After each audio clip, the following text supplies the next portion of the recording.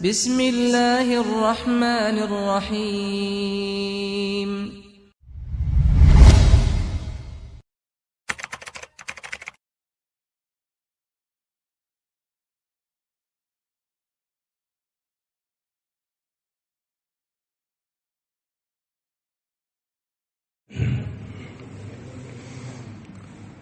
Bismillahirrahmanirrahim. Assalamualaikum warahmatullahi wabarakatuh.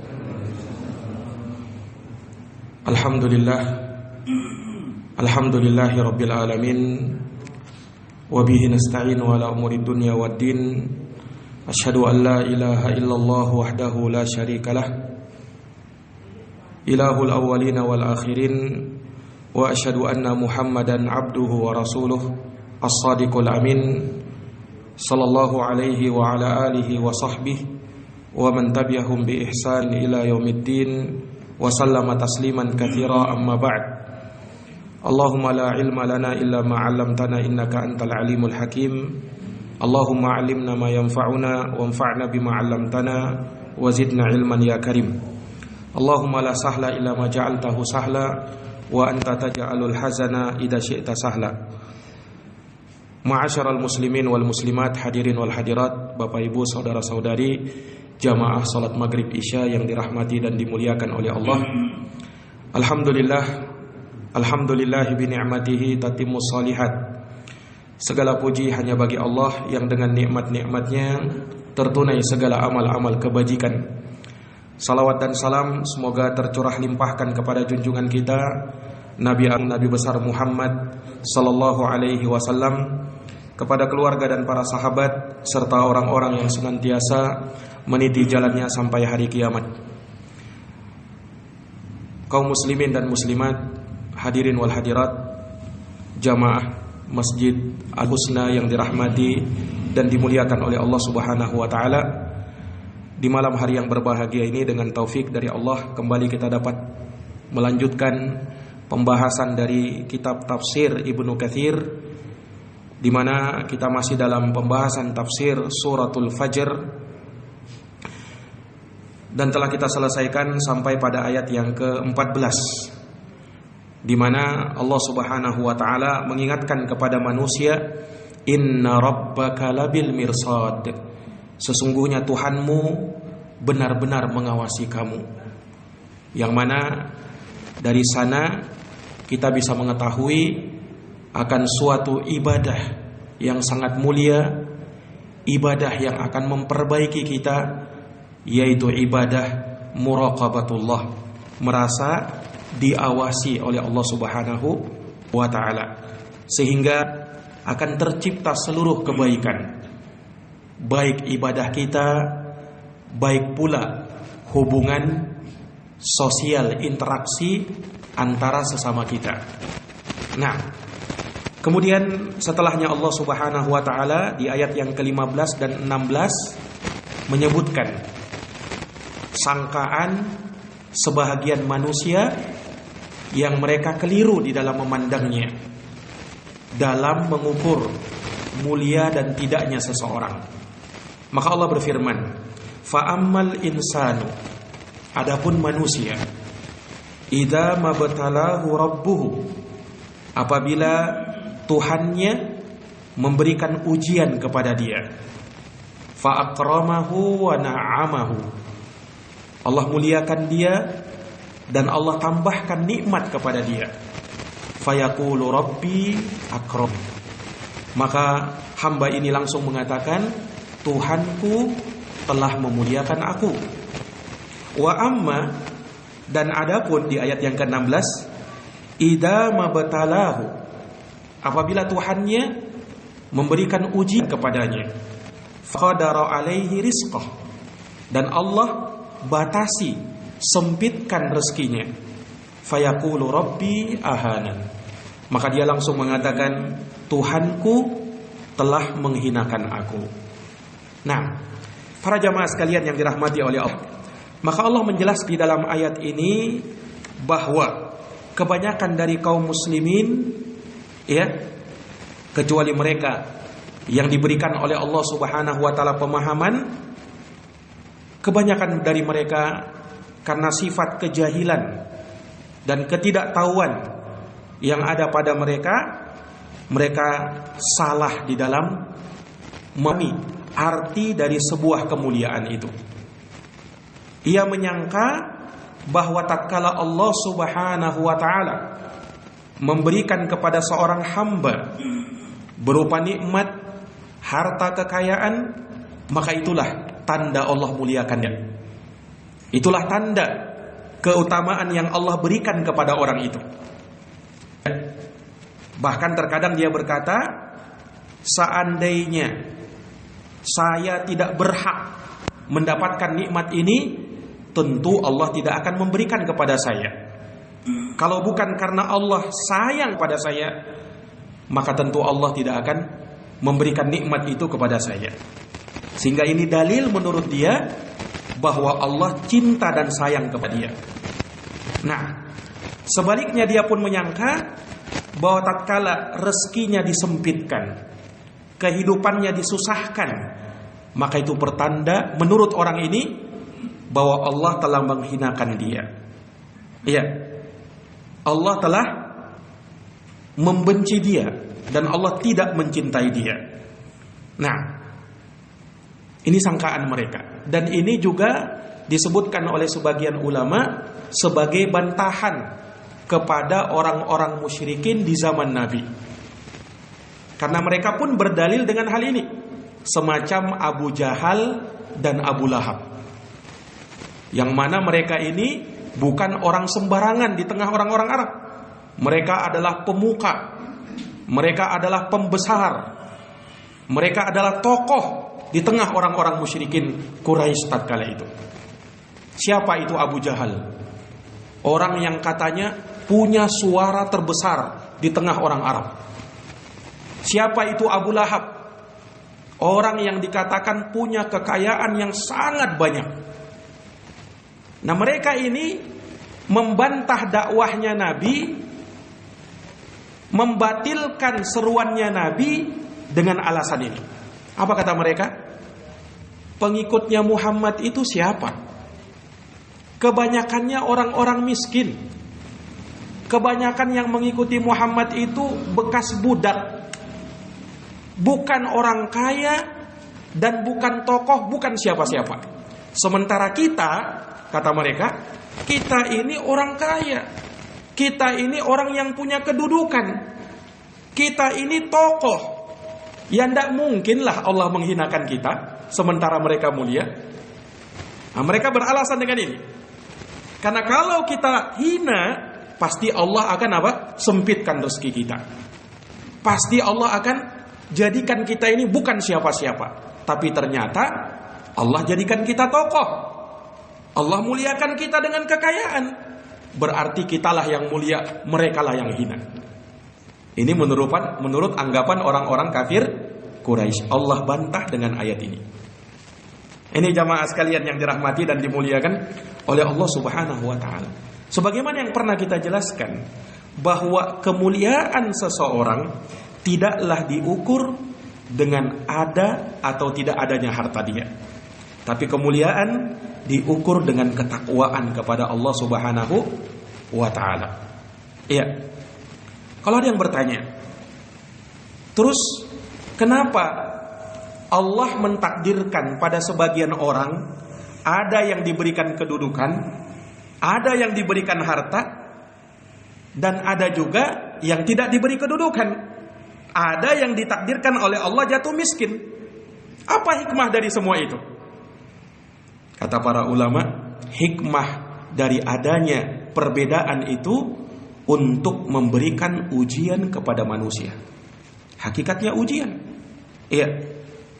Makanya Allah berfirman, "Wa nabluukum bisyarri wal khairi fitnah." Kami berikan ujian kepada kalian. Ujiannya apa?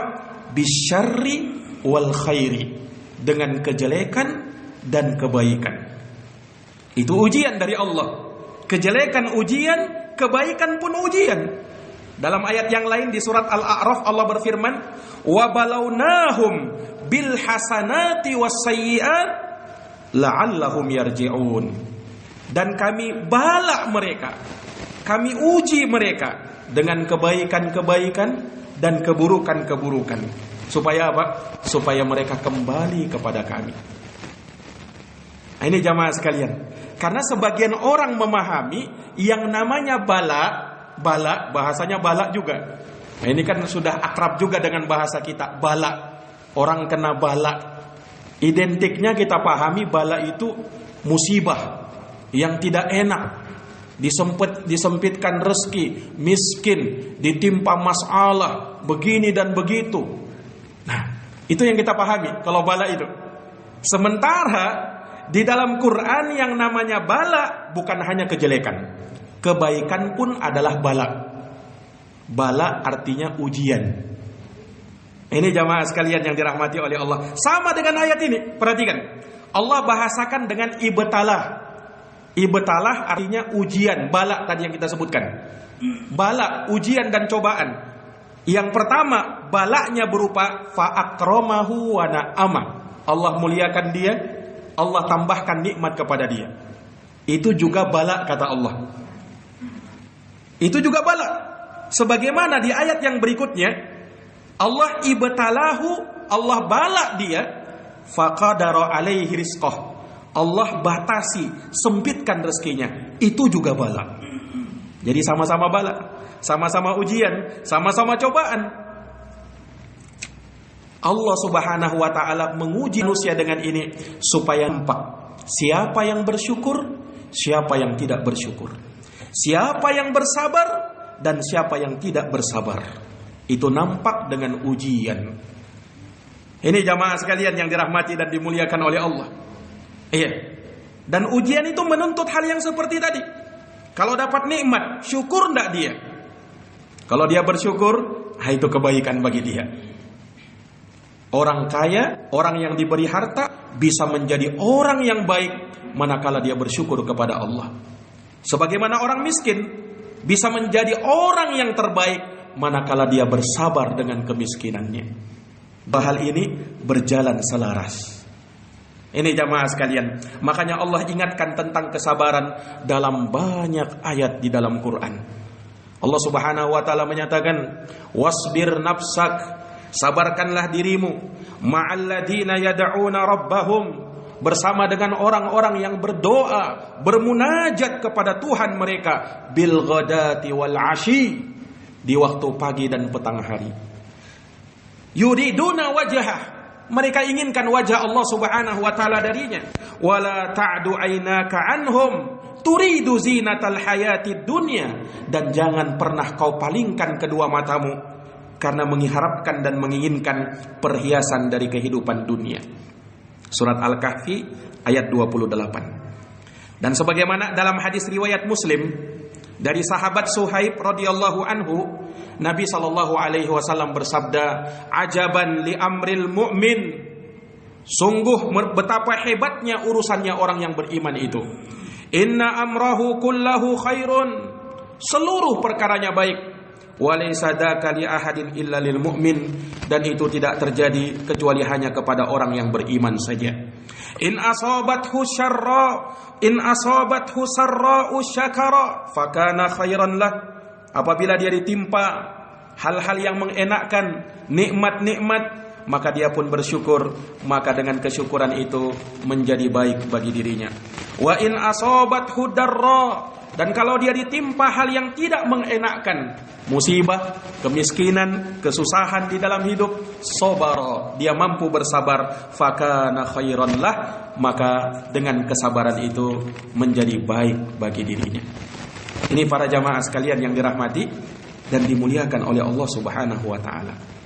Perhatikan jamaah, ketika Allah Subhanahu wa taala memberikan ujian dan cobaan kepada manusia, dan banyak-banyak orang itu merasakan ujian yang berat atau cukup berat tatkala diuji dengan rezekinya.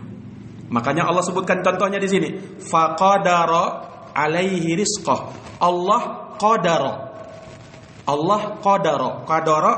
dalam bahasa Arab artinya doyyaqa, sempitkan.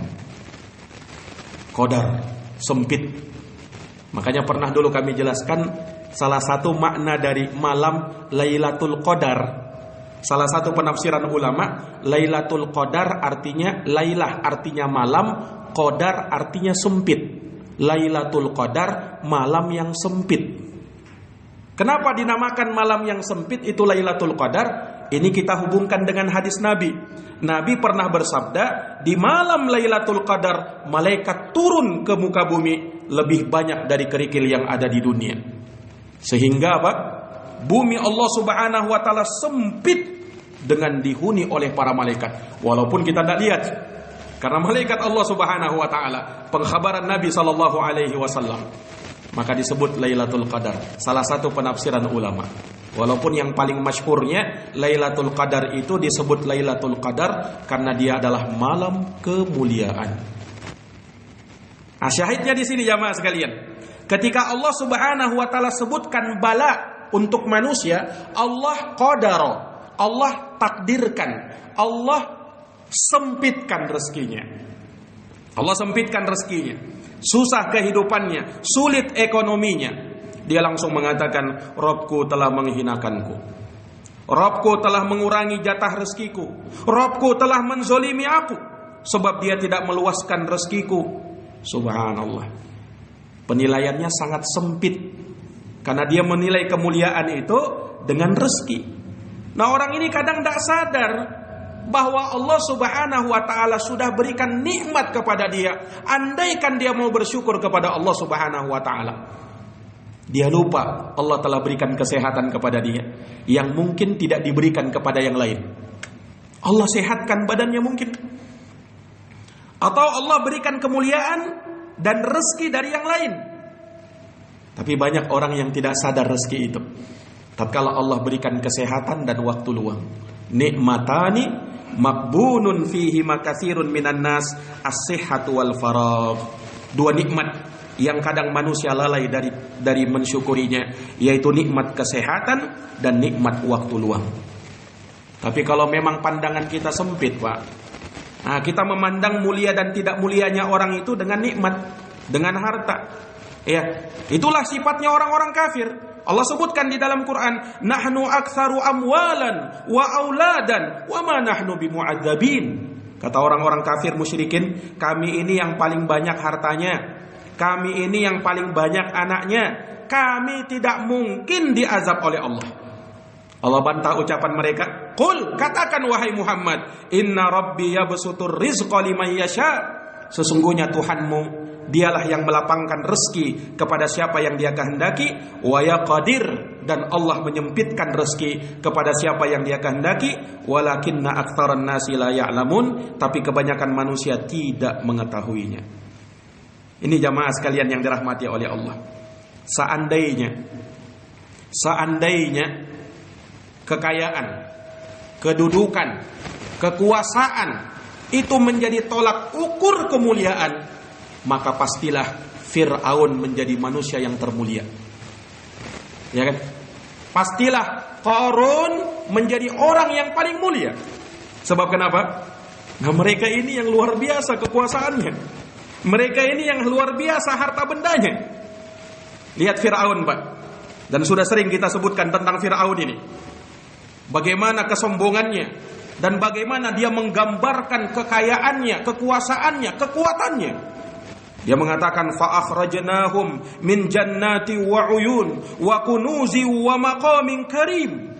Allah Subhanahu wa taala sebutkan tentang Firaun ini, kami keluarkan untuk dia, Firaun dengan kaumnya, apa itu?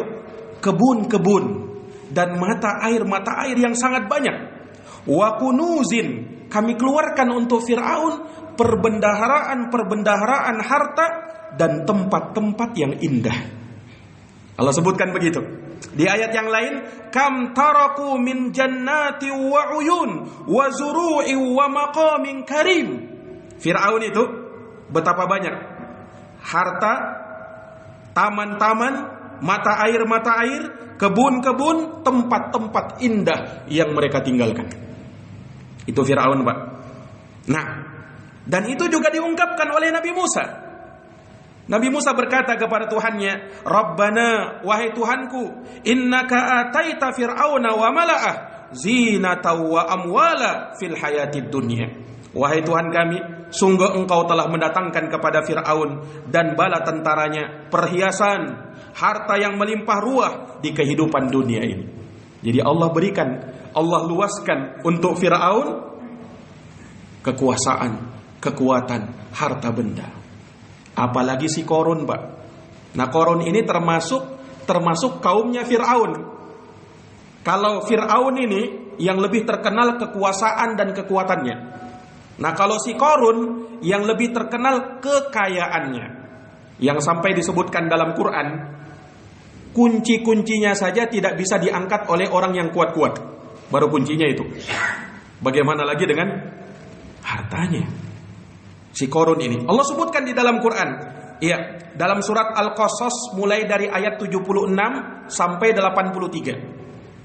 Allah Subhanahu wa taala menyatakan, "Inna Qaruna kana min qaumi Musa fabagha 'alaihim."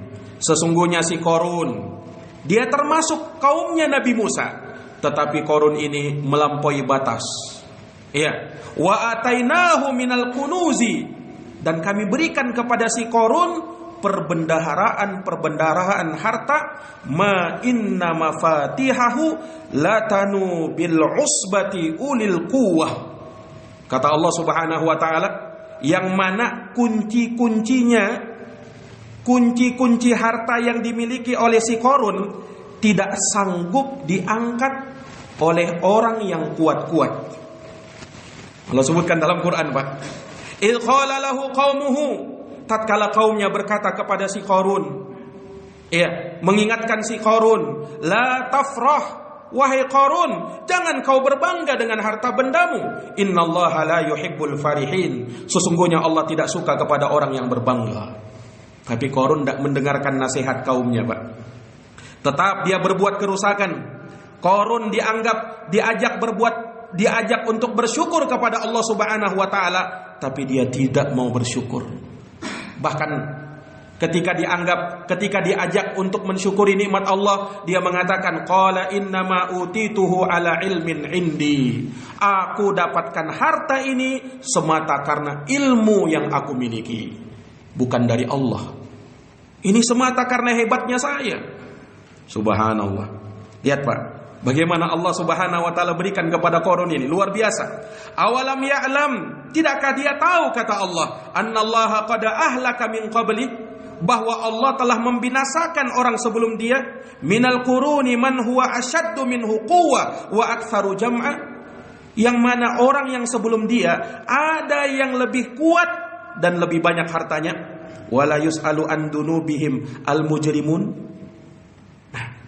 Kemudian Allah Subhanahu wa taala sebutkan, tatkala si Qarun ini masih tetap dengan berbangga, masih tetap dengan pengingkaran, fa kharaja ala qaumihi fi zinatihi, maka si Qarun pun keluar di tengah-tengah kaumnya dengan membawa perhiasan-perhiasannya yang sangat lengkap di seluruh badannya. Qala alladziina yuridunal hayatad dunya. Lihat, kekayaan. Orang yang membawa kekayaan, ada juga orang yang terfitnah dengan hal tersebut. Maka berkatalah orang-orang yang menginginkan kehidupan dunia, ya laitalana mislama utiya Qarun. Dia berangan-angan, berandai-andai, duhai sekiranya aku bisa dapat semisal apa yang didapatkan oleh si Qarun. Innahu ladu haddin azim. Sungguh dia telah mendapatkan bahagian yang sangat besar dari harta benda.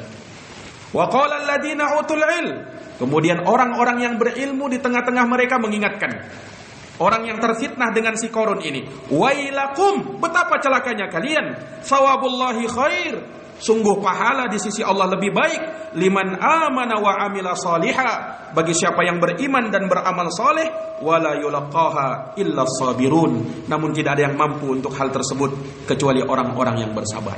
Dan Allah perlihatkan bagaimana Allah membinasakan si Qarun.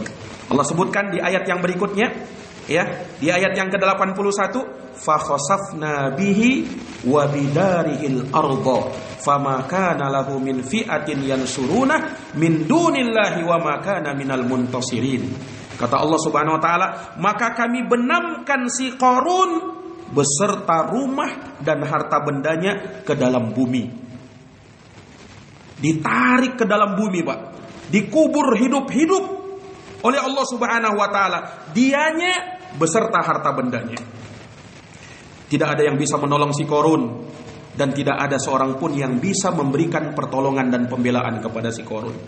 Subhanallah. Lihat, Pak. Ini tadi, andaikan seseorang mau berpikir, ya, adanya kekayaan, adanya kekuasaan, andaikan itu menjadi tolak ukur kemuliaan, niscaya si Fir'aun dan si Qarun menjadi orang yang termulia. Tapi apakah mereka orang mulia? Justru orang yang terhina di sisi Allah Subhanahu wa taala. Nah, sebaliknya, Pak, kalau kita melihat justru kekasih Allah Subhanahu wa taala, orang-orang yang sangat dekat dengan Allah, terkadang pada sebagian mereka atau pada kebanyakan dari mereka, Allah Subhanahu wa taala sebutkan bagaimana kehidupan mereka yang penuh dengan ujian dan cobaan yang berat. Di antara mereka ada yang diuji dengan penyakit, di antara mereka ada yang diuji dengan kehilangan anak, di antara mereka ada yang diuji dengan kemiskinan, padahal mereka kekasih-kekasihnya Allah. Siapa mereka ini? Para nabi dan para rasul. Ada yang diuji seperti itu. Lihat, Pak, Nabi Ayub alaihissalam. Pernah kami ceritakan kisahnya Nabi Ayub alaihissalam ini. Bagaimana ujian yang Allah timpakan kepada Nabi Ayub? Apa ujiannya, Pak? Penyakit lepra yang memenuhi sekujur tubuhnya Nabi Ayub, dari ujung rambut sampai ujung kaki. Yang tidak terkena dampak hanya hati dan lisannya saja, Nabi Ayub alaihissalam.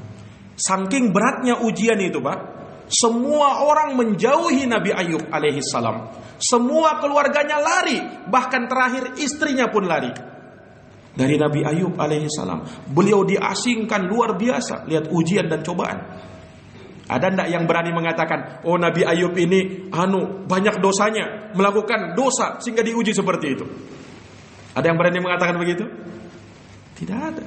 Kenapa? Beliau kekasihnya Allah, beliau Nabi dan Rasul Allah, tapi diuji seperti itu.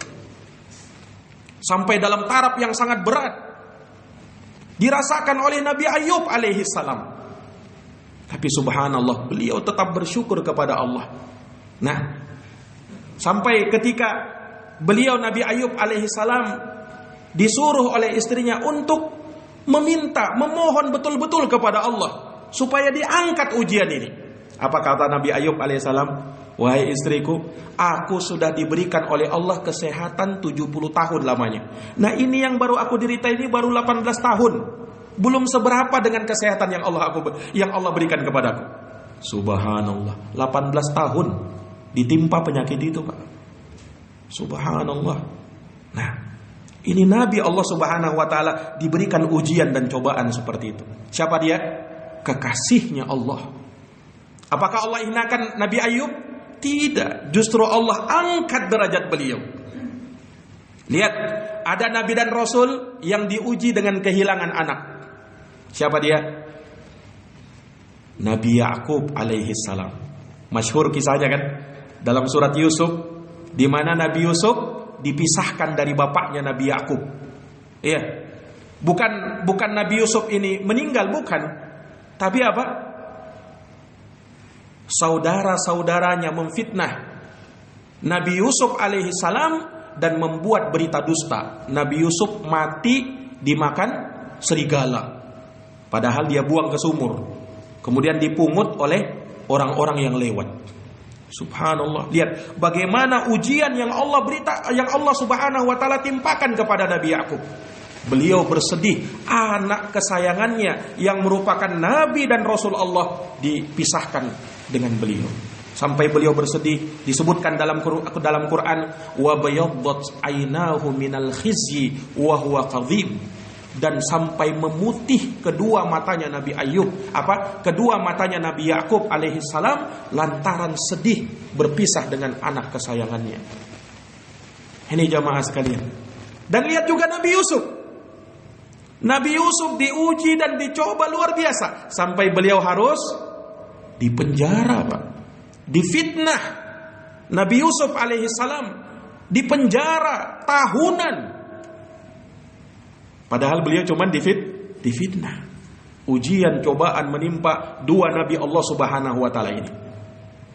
Tapi apakah Allah menghinakan mereka? Tidak. Justru Allah muliakan dia.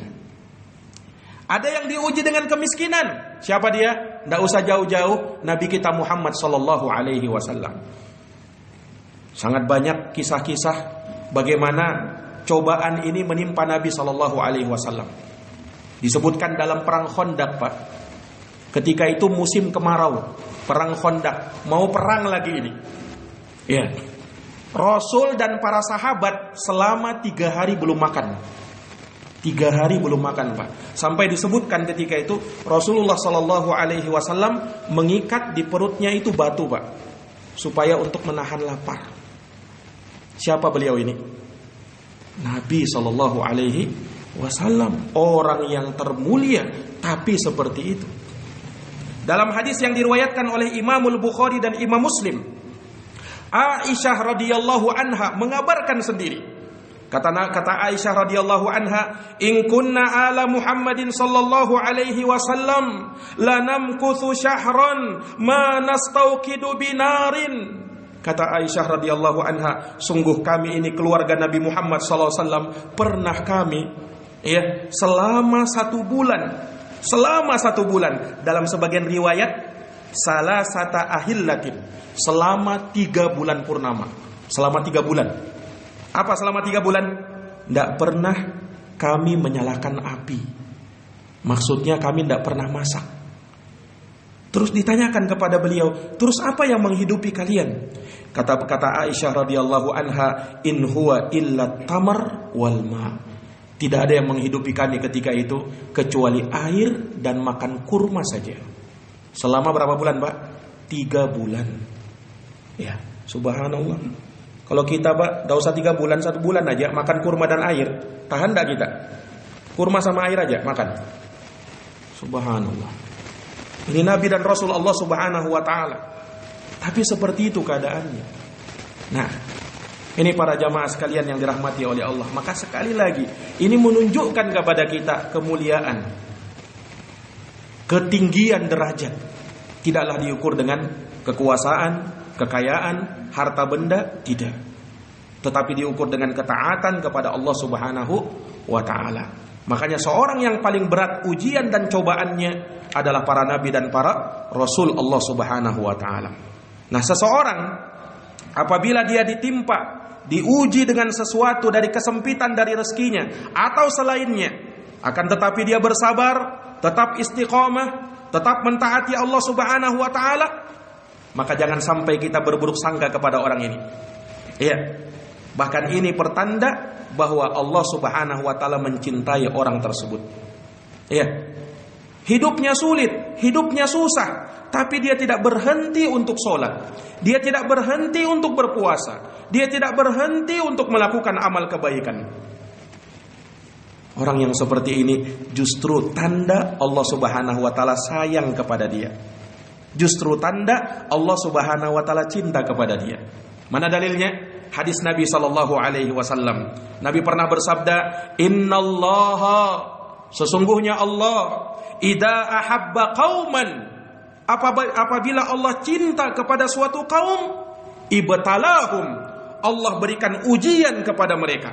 Faman radiya falahur ridha, siapa yang ridha dengan ujian dan cobaan itu, baginya keridhaan Allah. Wa man sakhita falahu sukhut, dan barang siapa yang murka, marah dengannya, maka baginya kemurkaan Allah Subhanahu wa ta'ala." Ini jamaah sekalian yang dirahmati dan dimuliakan oleh Allah. Sangat banyak dalil-dalil yang berbicara tentang masalah ini. Nah, mungkin ada yang bertanya, loh bagaimana caranya bisa terkumpul Allah Subhanahu wa ta'ala sayang kepada hamba, kemudian Allah uji hamba itu? Bagaimana bisa?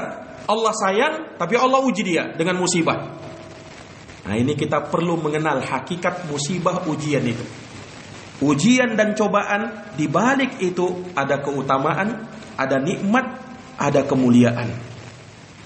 Namun orang terlalu terburu-buru, Pak, Ketika mendapatkan musibah terlalu buruk-buruk sangka kepada Allah. Allah tidak sayang sama saya ini. Kenapa? Terlalu banyak masalah saya di dunia ini. Mengapa saya seperti ini? Salah apa saya ya Allah? Subhanallah. Ini sudah berburuk sangka kepada Allah. Kadang orang begitu kan Pak. Ketika banyak masalah, dia langsung berburuk. Kenapa hidup saya begini terus? Tidak adil Allah ini kepada saya. Subhanallah. Ini berburuk sangka kepada Allah Subhanahu wa ta'ala. Kalau dia mau tahu hakikat adanya musibah itu, justru harusnya dia bersyukur. Justru harusnya dia bersyukur kepada Allah. Kenapa? Dengan adanya musibah, Allah hapuskan dosanya.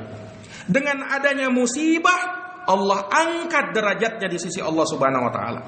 Para jamaah yang dirahmati dan dimuliakan oleh Allah, Rasulullah sallallahu alaihi wasallam bersabda, "Wa ma yabrahul bala'u bil 'abdi hatta yatrukahu yamshi 'alal ard ma 'alaihi khati'ah."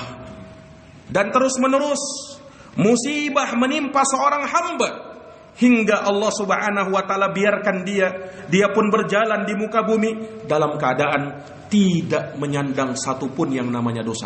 Kenapa? Dosanya sudah terhapus karena musibah yang menimpa dirinya. Ini jamaah sekalian.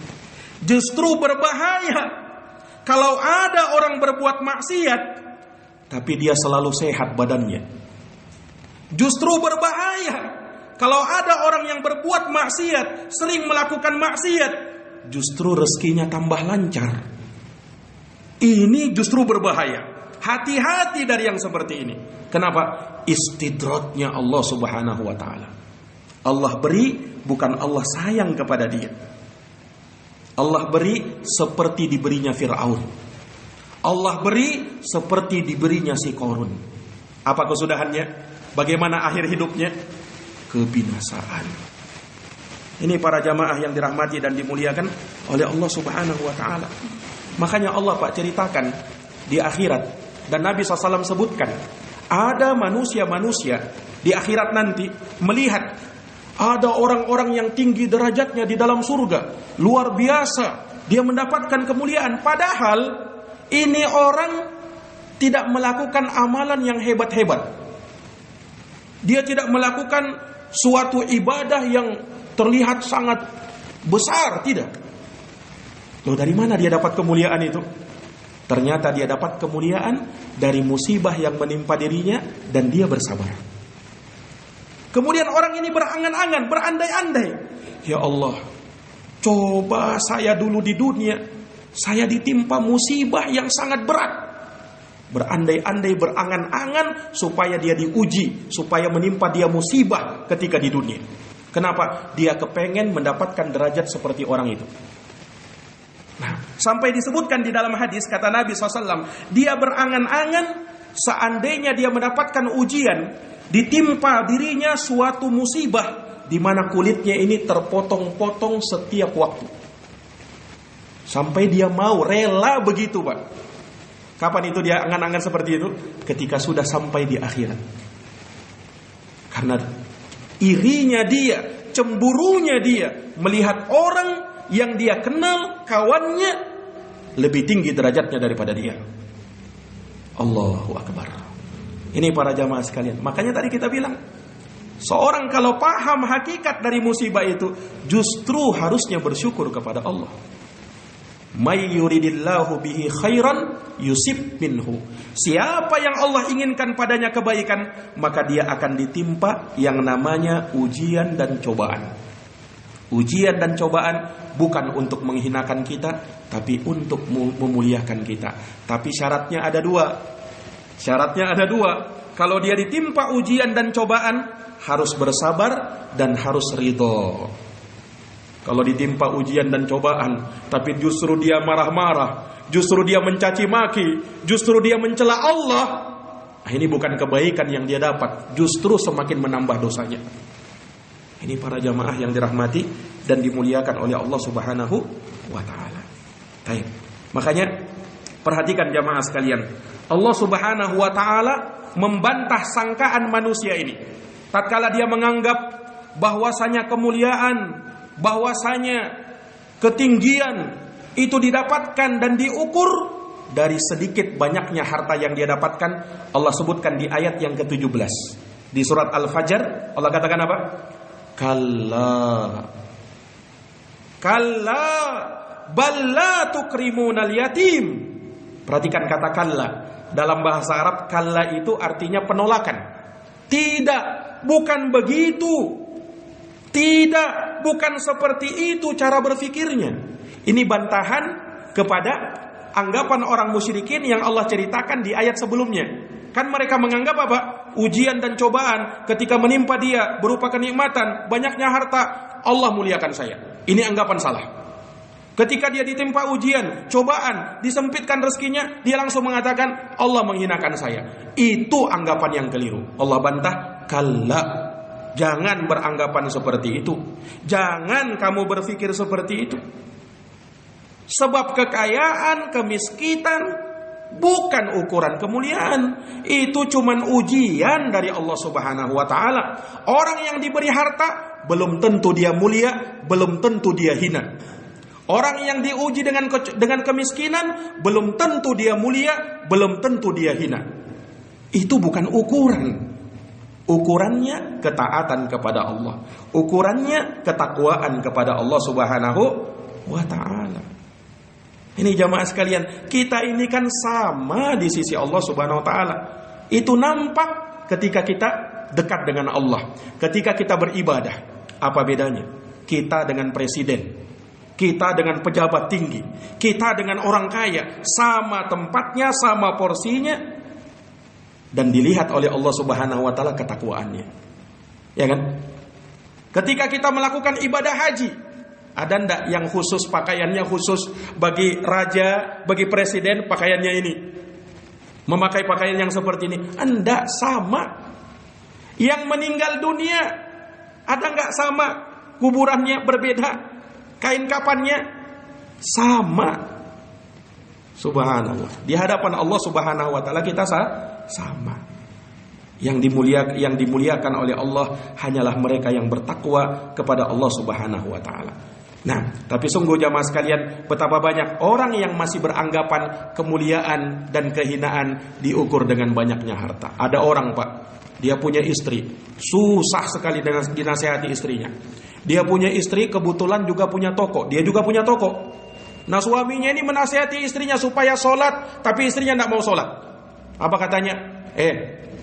Walaupun saya tidak sholat, tapi toko saya lebih ramai daripada tokomu. Dia bilang kepada suaminya begitu. Dia beranggapan kemuliaan itu diukur dengan kekayaan. Artinya apa? Kalau saya ini rendah dengan saya tidak sholat, ya kenapa toko saya ramai? Sementara tokomu tidak ramai, padahal kamu sering sholat. Ini jamaah sekalian, kesalahan di dalam mengukur kemuliaan atau tidak mulianya seseorang. Para jamaah yang dirahmati dan dimuliakan oleh Allah, terkait dengan ayat yang ke-17 ini akan kita jabarkan kembali di pertemuan yang akan datang biiznillah taala. Wallahu taala a'lamu bissawab. Lebih dan kurangnya mohon dimaafkan. Hadanallahu wa iyyakum ajma'in. Kita tutup bersama dengan doa kafaratul majlis. Subhanakallahumma wa bihamdika asyhadu an la ilaha illa anta astaghfiruka wa atubu ilaik. Subhana rabbika rabbil izzati amma yasifun wa salamun alal mursalin walhamdulillahi rabbil alamin. Wassalamu alaikum warahmatullahi wabarakatuh.